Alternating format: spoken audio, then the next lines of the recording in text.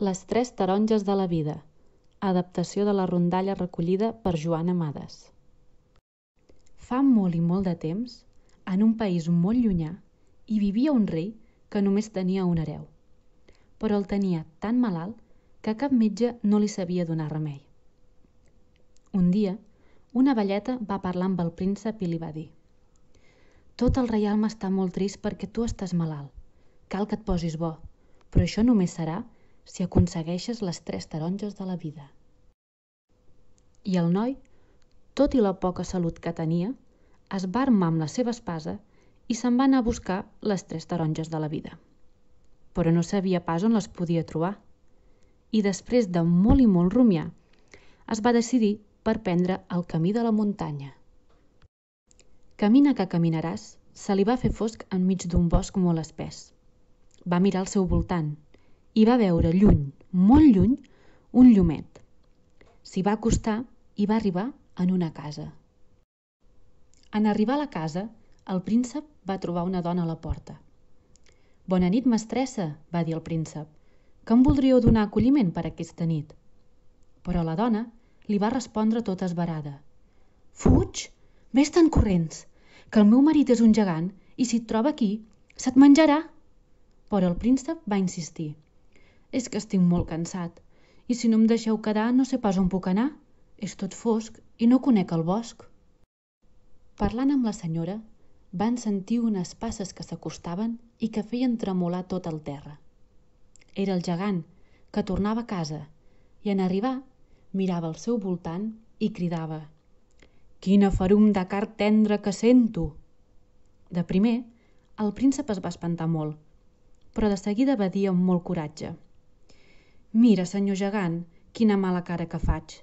Si sóc tot ossos, de mi no en tindràs ni per començar.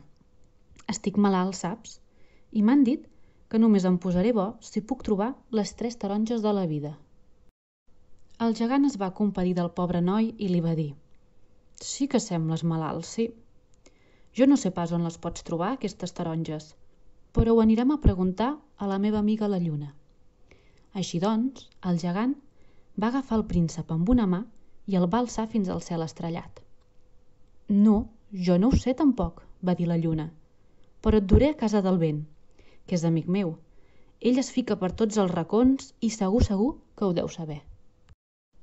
Un cop a casa del vent, el príncep li va preguntar: «Vent, tu saps on són les tres taronges de la vida?» «Sí que ho sé», contestà el vent, «i si ho vols, amb una bufada t'hi duré de seguida».